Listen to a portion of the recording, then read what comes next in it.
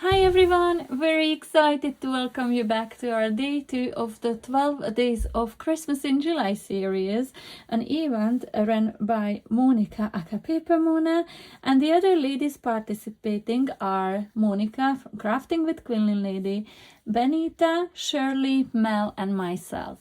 The 6 of us come in every day at 6 p.m. between the 1st and the 12th of July to share some absolutely gorgeous Christmas makes. We are working off a different prompt each day. Yesterday we did Sweet Christmas. Today we are having a shaped card, a Christmas card obviously. And we also have a hashtag, which you can see on my screen now. If you use this hashtag on your makes, when you're sharing them on social media, we would be able to search for those and see your gorgeous makes if you would like to join in. My card yesterday was quite non-traditional in colors, in theme and everything. I really love this. Have the sweetest Christmas, which I thought was such a lovely, lovely thing to do for sweet Christmas theme. Today I'm going a little bit more traditional-ish. I'm doing something different. So I was thinking, what shaped cards could I make that I haven't made before? And I decided to use a camera die set. And this is from Paper Craft Society box. And this is box number 63 by Lou Collins. And this is gorgeous. But I'm only going to use some of these dies today. I definitely will be coming back, however, to use this more often. Because, oh my goodness, is this gorgeous. So the box is full of ephemera and all to use. But that's not what I'm going to go for today. So I'm gonna go prepare some things and then I'll come back to show you what I have prepared and what we are going to work with. All right, so taking the largest die set from the whole set, I'm going to create my card base first. Now, my original idea was to die cut it from a folded over cardstock in a way so that the top cutting edge is overhanging the card. But what happened, what I got from it, what I was expecting, was just a bit too flimsy for me.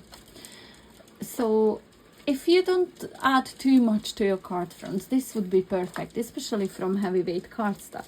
Because I do like to over decorate my cards, I didn't think that this would hold up very nicely. It would just stand lopsided. So I decided to do something else. Now, this idea, I think I saw it on Svetlana's Handicraft YouTube channel. Now she didn't do a tutorial on how she created this, but it took me a little while. I don't know why it took me so long to work this out. But what I've done, I set this on my cardstock with the folded edge on top. And this cardstock is cut to 6 inches wide, and it can be any long as it's longer than this area in here. So I'm going to very lightly just take a pencil and draw around it. And this is why my card is cut to 6 inches wide, so I don't have to cut the sides as well. Oh my goodness, guys, I had to stop recording for a second. From clear, bright blue skies, just in a split second, so dark gray and hailstones, and just within a couple of minutes we are completely flooded up at the back garden in here. It's insane. Anyhow, Irish summer is never a joyful experience. Right, so what I am going to do first, I'm going to set this on my scoreboard, and these two lines I'm going to score down just up until that pencil line and up until that pencil line. I'm going to create a score line on those, and I'm just lining this up with one of the grooves. It really doesn't matter which one, as long as it is sitting nice and straight. And now taking my scissors, I'm going to cut up along these pencil lines, just up to that score line in there. Now when I open it up, it looks like there's two of these triangles on either side. I'm gently going to press down on these two score lines that I just created on my scoreboard.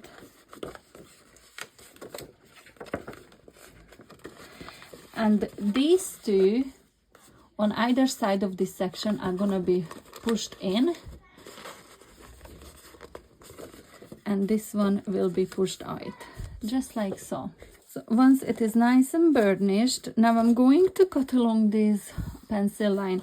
And the reason I didn't do that first, because if I had done that before folding all that in, sometimes one of the layers is not sitting completely flush with the other, and then I have to end up cutting away from it. I just really prefer to do it this way. Now I'm going to add it in here, just line up the edge with the guillotine. I'm going to cut through both layers, and just like that I've created a lovely sturdy card base. So I have a few bits prepared. I cut a piece of gold mirror card, so this is 6 inches in width. I cut this one to 5 7/8, so it just leaves me with that light border on both sides and on the bottom. Don't worry about the top bit because we'll be covering that up. So I'm really only just focusing on these 3 sides in here. And then I took a piece of pattern paper, and again I'm just focusing on the 3 sides. I'm not worried about how much of a border is on the top. It's I want to have it even on the left, the right and the bottom in there. And this leaves me with lovely narrow borders. Now to add something to the top, I've taken these 2 dies from the set. There's so many dies in this, I didn't use everything obviously. Some of the things I can't even figure out yet what they are, so I'm just gonna have to sit down someday and start crafting with it a little bit more, because my goodness, is this a gorgeous die set. So with the larger one, the wider one, I've cut out of gold card. Oh, okay, so I'm decorating the wrong side. There we go, because this is not centered. The gold card, and then with the narrower one, I cut from pattern paper. I'm going to show you what pattern papers I use. It is one of the, I think, last year's Crafter's Companion magazine box kit. There are lovely papers in it, and I'm left with so many of these papers from my commissions that I really want to start using them, because these are gorgeous papers. I really love how they are.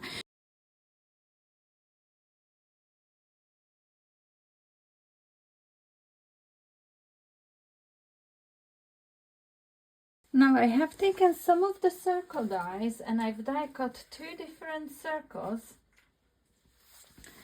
One of them a wider one, and the other one a narrower one, which will be sit in there. So I use 3 different sizes of dies. The small one is the same for both of these. And I'm just thinking now, I didn't prepare this one. This is kind of an afterthought, because the kit came with these acetate bits. Is it designed to make it a shaker card? I might actually just make this a shaker card, guys. So I'm just going to cut this circle down. So I just used some double-sided tape to attach the acetate to my frame. And now I have these thin foam strips, which I'm going to add all around the window. Yeah, so I have these tiny little shaker elements, which I've had in my stash for so long. And I have 3 different ones in here. And the color is intentional why I picked these, because I already have my decorations prepared. Well, some of them. So these are the ones that I'm going to... I'll probably center this like so.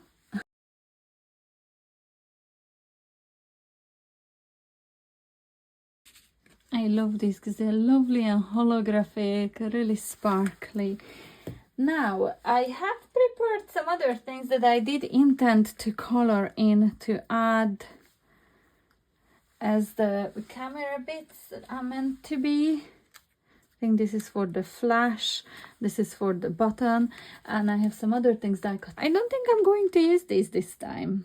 I think I'm just going to decorate this for Christmas, because you already can see that it is a camera. So I have prepared some stuff in here.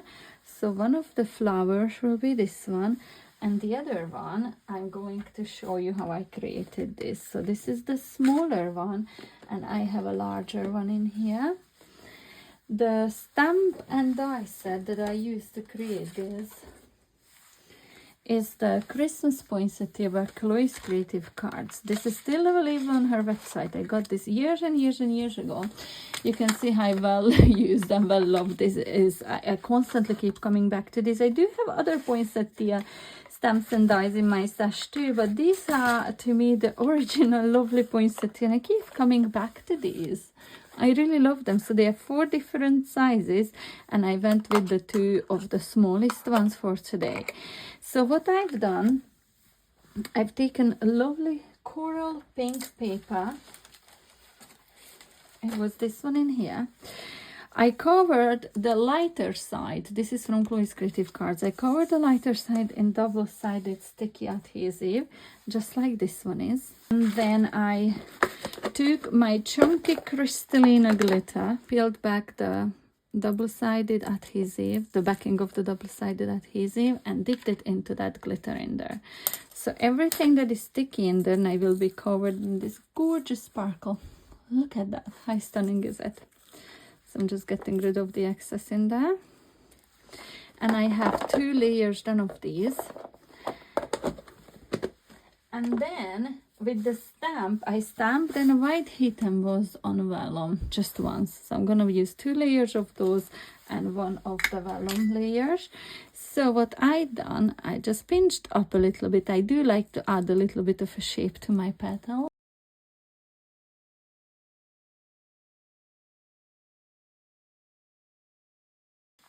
And then I just used my hot glue gun to layer them up, and I'm left with this really lovely flower. So I have a larger and a smaller size in here, and I love these. They are so pretty. So this is the poinsettia die set. Now to create my foliage, I took this die set from the Finlits, and I die cut the holly leaves and this branch several times. I taken a foliage stamp and die set that I have, and I have had this for ages. This is the Dazzling Foliage, and I just used the stamp, this one in here, which is still loaded on my acrylic block, to stamp and heat emboss it on acetate, and I used gold embossing powder. Then I filled in every little berry just with a little glue dot. And I used this glitter, which is the Nouveau Pure Sheen, and this is the Ruby Red, which I love because it's really lovely and Christmassy red. So I've done several of these, and these are the things that I'm going to use first of all to decorate my card with. And I am just going to use my Pin Flare glue gel to arrange all these, and then I will be back.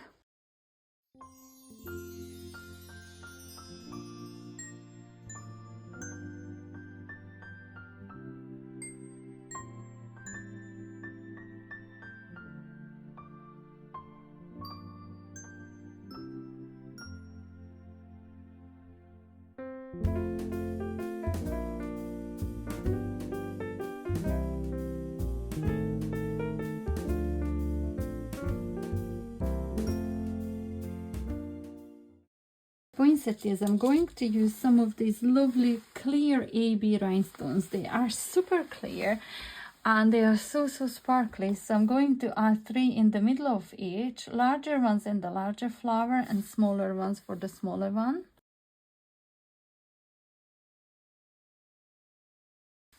Now all my card is missing is a sentiment. I just typed this up on my computer and printed out Capture the Magic of Christmas.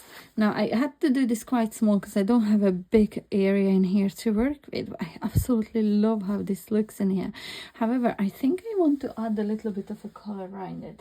Now what I have here is some of that same card that I used for my flowers, only this one was on a different card I used recently. So I am going to stick these onto that. Obviously I peel the backing off first, stick these on it, then add some glitter, and then I cut just a tiny border around them.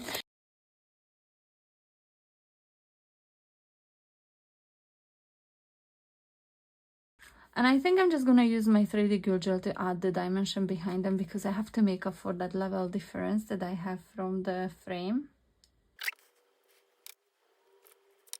And this finishes off my card. How gorgeous is this? Capture the magic of Christmas. I think this would be perfect card if you're gifting someone like a photo album or even just a handmade folio. It would be such a lovely addition to add to it as a Christmas card. I really think it's so pretty. There's lots of room to write your message on the inside or on the back of the card. So this is absolutely perfect. I really love it. What do you think, guys? Please be sure to go and check out everyone else's tutorials in this collaboration. They are all linked in the description box below. I really hope to see you back tomorrow with the next one. If you haven't yet subscribed to my channel, please do so and hit the notification bell, because that will notify you when I upload my next video. And do the same for the other ladies in this collaboration too. It really helps us.